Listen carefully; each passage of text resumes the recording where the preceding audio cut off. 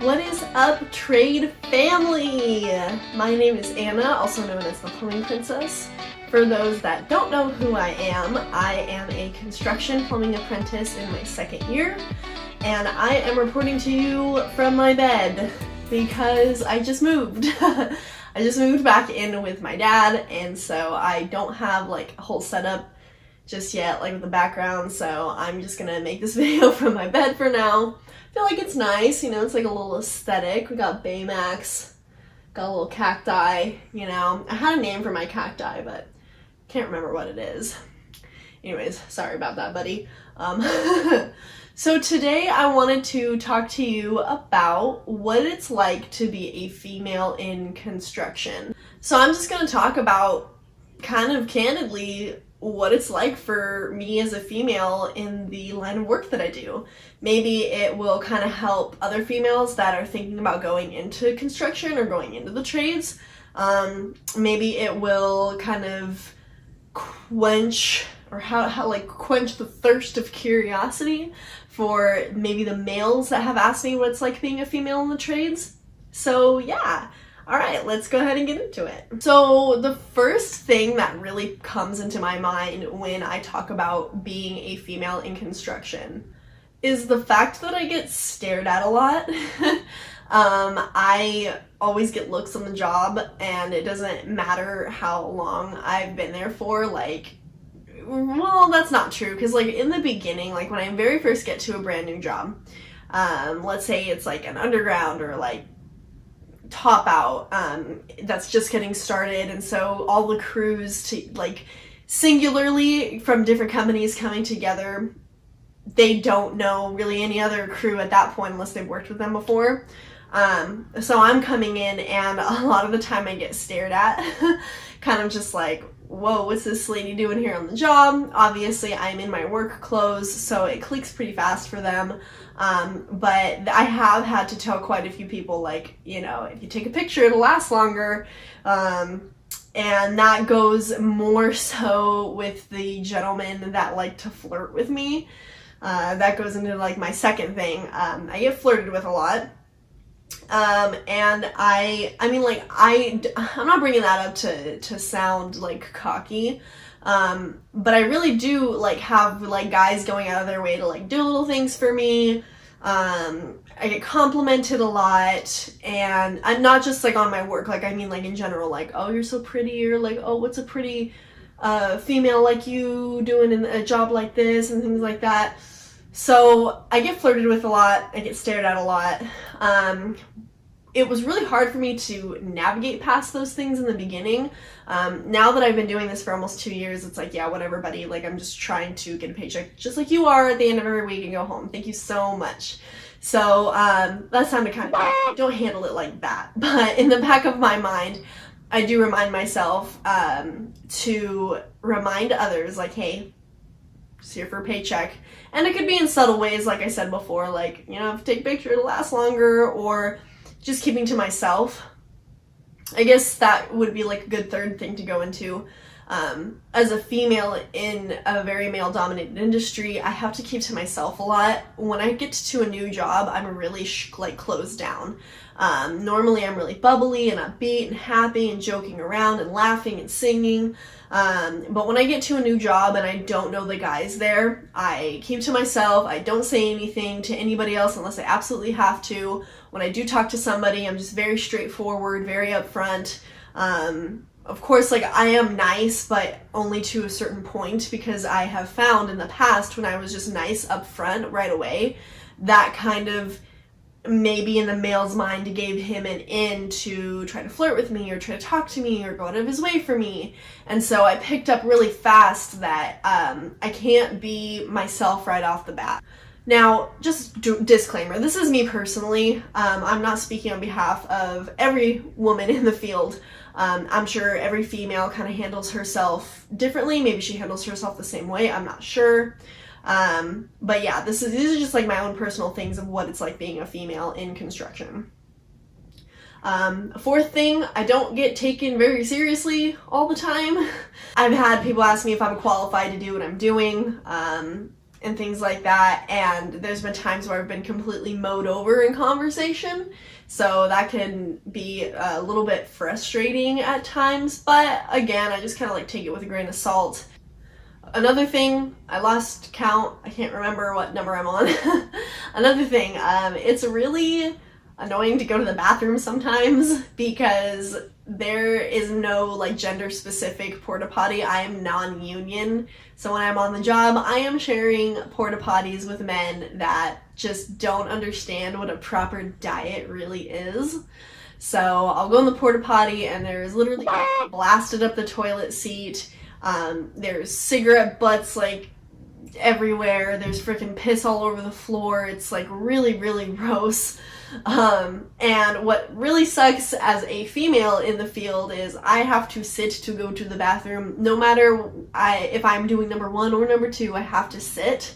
And the porta potties don't always have a handle to like grab onto so I can like squat. So I'm either getting out of the porta potty if it's really, really nasty to go find another one, or I'm like sanitizing the seat, or I'm putting toilet paper down, or I'm doing all of those things. So going to the bathroom as a female in construction can be a little difficult sometimes. But it's just one of those things that you kind of get used to with the job.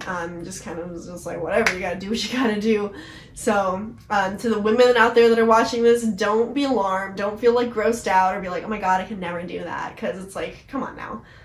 It's a porta potty, what do you expect? the feces, the stuff, like it doesn't go anywhere, it just stays there. It's like no different than you using one at your kid's ball game or, you know, at like a festival or a music event.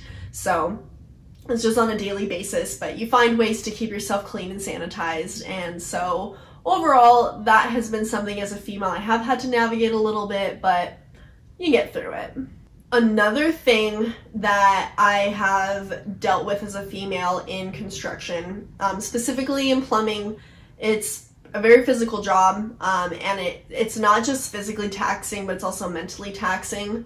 And so as far as the physical side of things, there are certain things that I do need help with, like lifting certain items, or there's just things that I cannot lift at all on my own, or just at all in general. So I do have to have a male counterpart either do it for me or help me. So that does kind of suck. There are a lot of things that I figured out how to do on my own and how to navigate through on my own. And with that comes like criticism from my foreman, from my coworkers.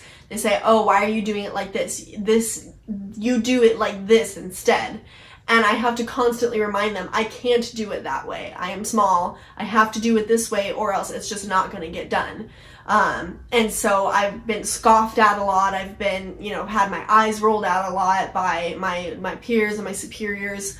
Like, oh, well, that's just an excuse, or you need to go to the gym, or just stupid stuff like that. Again, I just kind of like, whatever, they are not walking in my shoes. I will just let them say what they need to say and just let it roll off my shoulders, because at the end of the day, it doesn't really matter.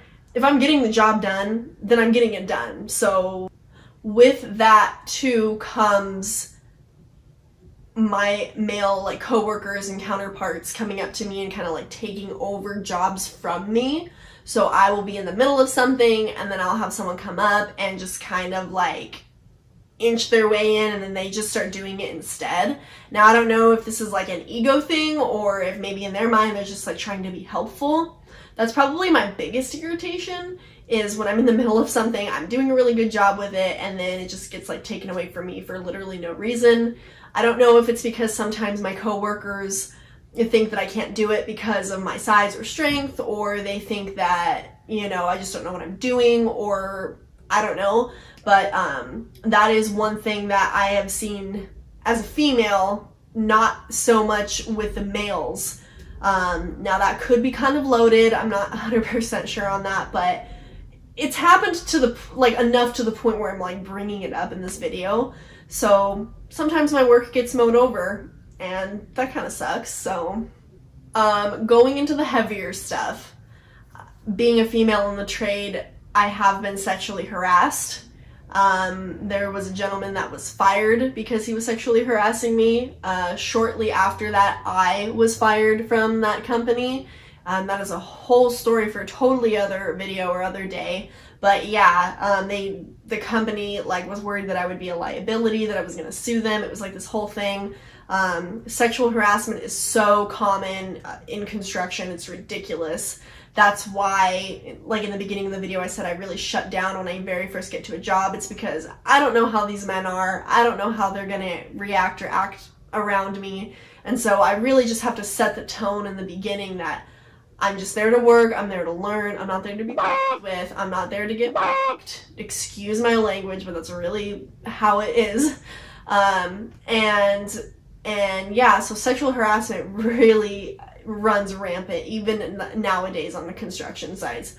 And it comes down to me. There's no HR in construction. There's no office lady that I go to and write a complaint about my male counterpart. The moment that I feel like I really snap down really hard on a person, it's not funny to them anymore. They understand, okay, wow, she really doesn't want to be messed with. She actually means business and she's here to do her job. Why I have to tell them that or like kind of like get to that point of being really, really mean to them for them to get that, I don't know.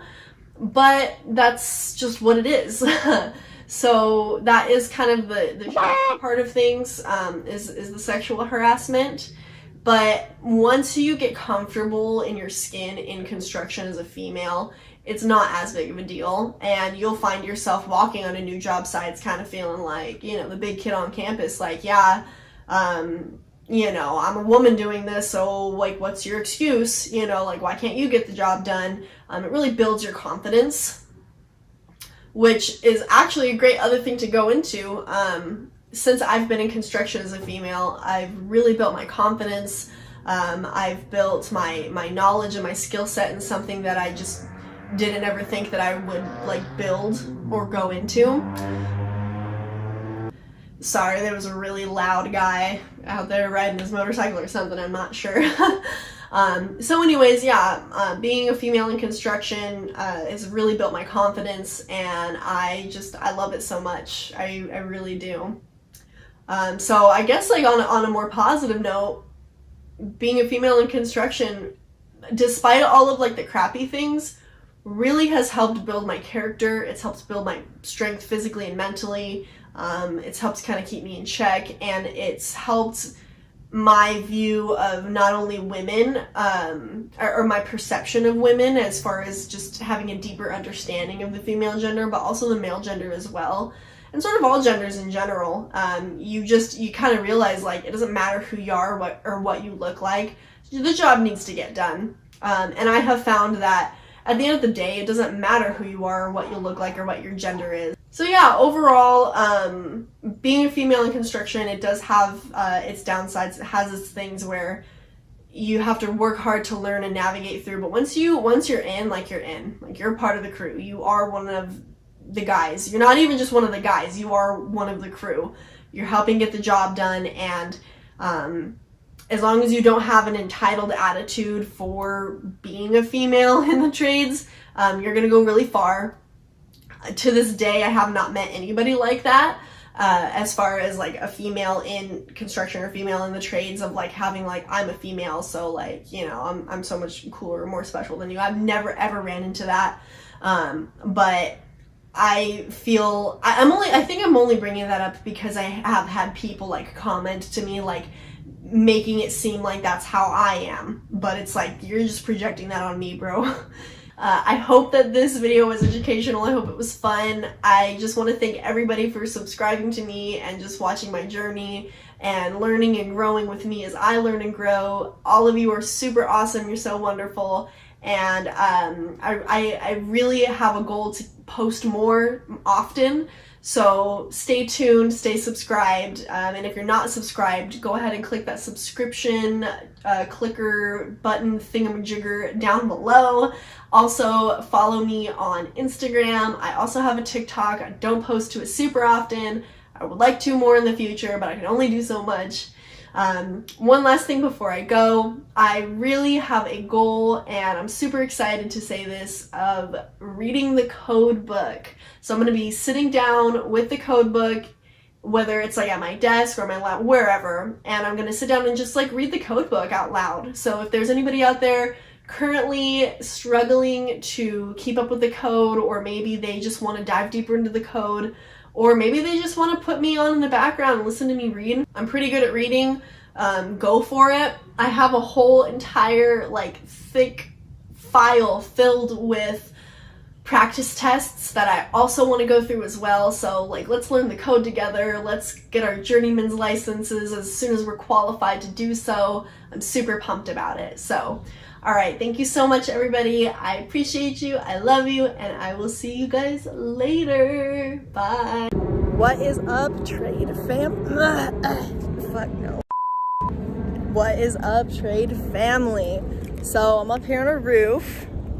Welcome to my roof, MTV Cribs. I'll give you a tour. Okay, sorry, terrible sense of humor. I'm 12 years old. I got phlegm in my throat.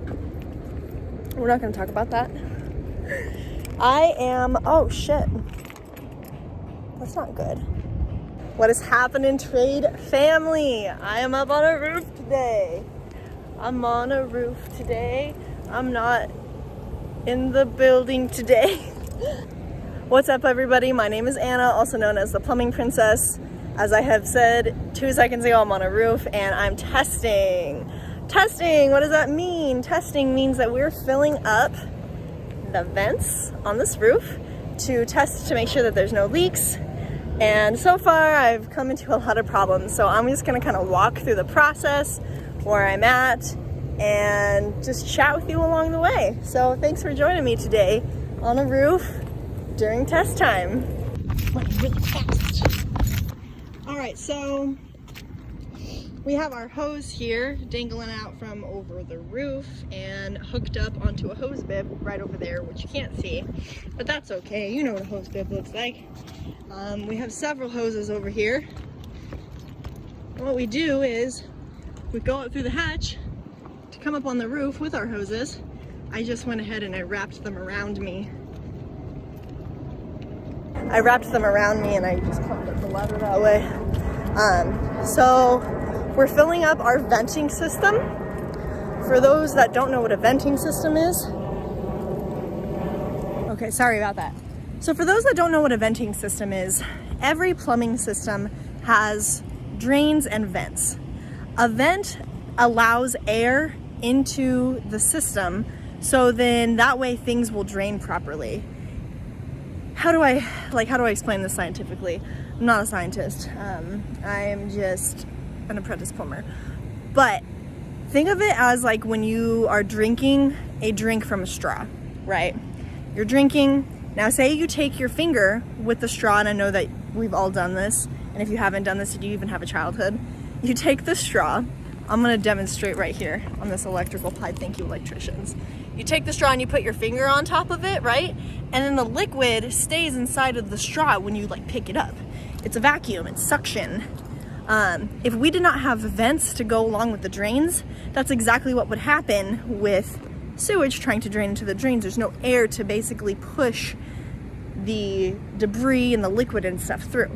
So in order to test these vents to make sure that there's no leaks, we have to come up on the roof and fill them with water to make sure that everything is sealed up properly.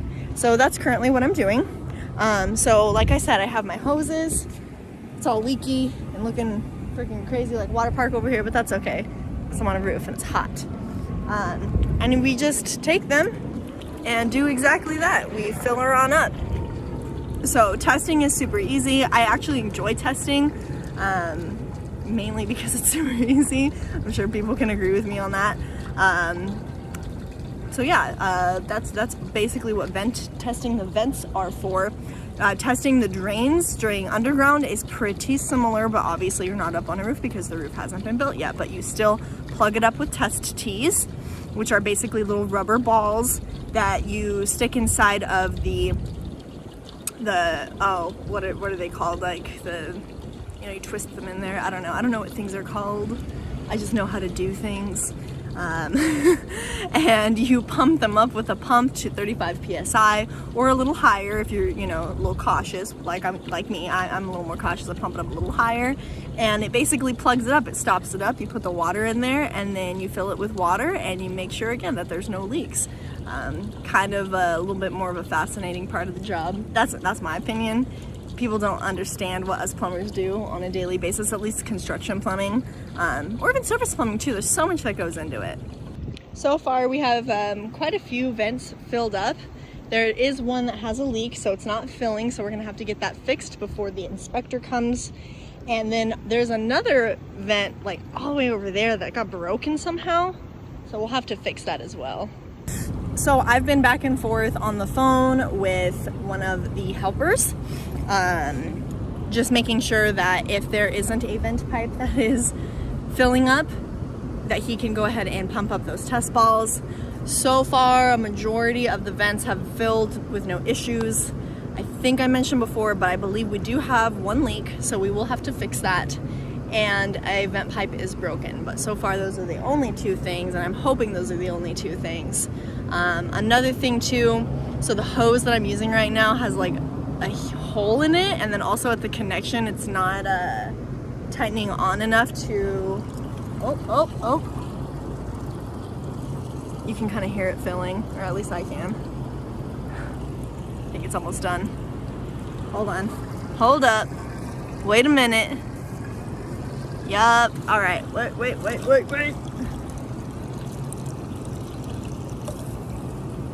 Gorgeous. Ah! So the hose isn't turning off all the way no matter how hard I clamp it, because this hose is a piece of junk. Ah! Sorry, one-handing it. And so water is getting on like inside of the building through the roof, through the holes, because the roof isn't finished yet. The roofer guy's gotta come, gotta seal up all this crap. So anyways, because of that, it can get kind of confusing if water gets in through, through the unfinished hole. And it can make it look like there's leaks when there's not. So when I'm done filling up the vents that are for sure good, we're gonna go back down, double check everything, and just kind of go from there. Okay, so update. We have a broken vent pipe, we have a leak, and we have a puncture, so another leak. So that sucks. And my superintendent is on his way. So hopefully we don't get too much heat. I mean, obviously mistakes happen, but we got inspection today, so we have to be on the hustle. So it's the next day. Yesterday, everything previous to this was filmed yesterday. We ended up failing the inspection, but it wasn't because of the vents. All of the vents were good, but we missed some strapping, and the inspector was a little bit of more on the strict side. So today we fixed all the strapping, we got nail plates in. So even though we failed yesterday, we fixed all of those things, and the super came back today with the inspector, and we got it all passed. So now the last thing that we have to do is go ahead and pull the test balls. So I'm just gonna show you what that is and what test balls are and kind of everything that I've been talking about, and it'll come full circle. So this is our test ball. This is the system. We have a urinal. So this is gonna be a men's bathroom. I'll kind of show you. So this is a men's bathroom. And we put all of these test balls here at these low points. And like I said, they expand in the pipe. So it's like a balloon. So it expands in the pipe, and so the water will fill up. And what will happen is if any of these joints here are leaky, it will let us know, because there's gonna be water flowing from it. So it'll tell us, hey, you have to repair, replace, blah, blah, blah. So to take those off or put them on, either way, this is like the opposite. So we're taking them off. So you're gonna go ahead and let that air out. You probably can't hear it, but there was a little bit of water that rushed through. And then you just do that. I have a little screw in my hand. Let's see here. Let's go to the next one because I'm right here. Why not? All right. Now the importance of this is, I mean, obviously these aren't supposed to be in here, but the big importance of this is to take them out and we want to go ahead and screw a cap on. If you did not do this, the sewer gases coming up from the drainage system is going to come through these open holes, and it will make the place very stinky. I've been on a service call at a school that my previous company built, and there was a sewage smell coming from like an unknown source. So we had to go there, and basically we did a smoke test to see what the heck was going on. And it was whoever was on the crew did not put a clean out cap on. They didn't put one of these guys on in the wall. So it was like an unknown smell. We didn't know where it was coming from. But they did not put that cap on. And so we had to open up the wall, put the cap on. Somebody obviously would have to go back and drywall. So here is a test ball. As you can see, it looks kind of funky because it was just inflated in the pipe. Normally it's a little bit more of a teardrop shape, but it's like a balloon. So it's squishy, it expands, it goes in the pipe, and it helps stop the water.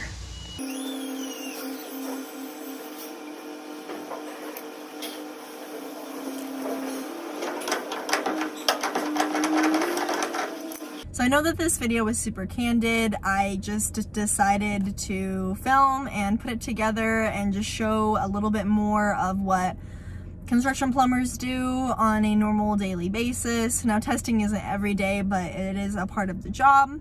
There's a lot more that goes into plumbing than what people realize. Testing in itself is a whole process. Now I know that there's probably going to be certain things in this video that other people don't do normally, or they were taught different. That doesn't necessarily mean that what I was doing is wrong. It just means that it's different.